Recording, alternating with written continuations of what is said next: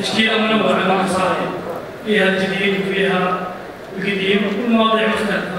نبدا في البدايه قصيده ربما يكون موضوعها شعر.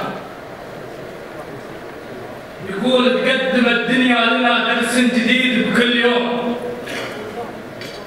والناس تسلم من غث الدنيا بحفظ دروسها، وعلى حسب حفظ الواجب وتعاليم السلوك نعرف مقاساتها بشرف المرجله ونكوسها. صيت الرجال الواقيه بافعالها ولا الخوم ينبيك عنها، قل نفعتها وشينا ونفوسها. تطرد الدنيا وتكشف بالنواتر والهدوم مثل الحليب اغلب دراهمها على منفوسها. وللمعاد تطرد الدنيا تغير الصوت. تقدم الدنيا لنا درس جديد بكل يوم، والناس تسلم من غث الدنيا بحفظ دروسها، وعلى حسب حفظ الواجب وتعاليم السلوك نعرف مقاسات البشر بالمرجاه ونقوسها. صيت الرجال الواقيه بافعالها ولا الخوم ينبيك عنها، قل نفعتها وشينا ونفوسها. تطرد الدنيا وتكشف النواتر والهدوم مثل الحليب اغلب دراهمها على منقوسها. وللمعاه والشايب الكذاب وضعيف العزوم ناس مع العالم بلا هيبه الدربي عروسها. والبخل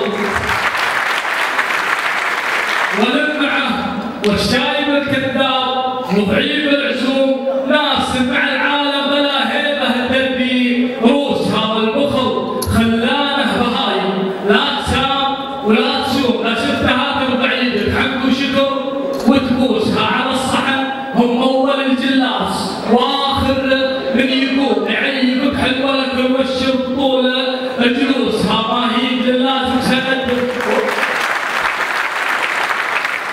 يعيبك حلوه لك والشرب طول جلوسها. ما هي لازم سند ولا ذخر عند اللزوم، تموت ما سرقك مهايطها وكثره فلوسها. وسوالف الخبلان رفع الضغط وصداع وهموم، وثلاث تتخطى بعلوم العرب وتحوسها. واجب عليك اللي حكت عن جمله حكاها تشوم الهند ما يرأس حكومتها سوى هندوسها. وربع المصالح والمجامل خوة ما هي بدوم، واقولها والتجربه قطع وليدي موسها. وبترخى مثل الصقور اللي على المرقب تحوم، بين يدري رجلك الرمله وحر شموسها. وليحتمط سكات بقعه وامسك علومك علوم تلوي خششها وتجحد خوتك وتدوسها. من عقب انت الطيب وقدرك معزز ومحشوم تصير انت ما خلق ربي ودم ضروسها. بعد عن الاشكال دي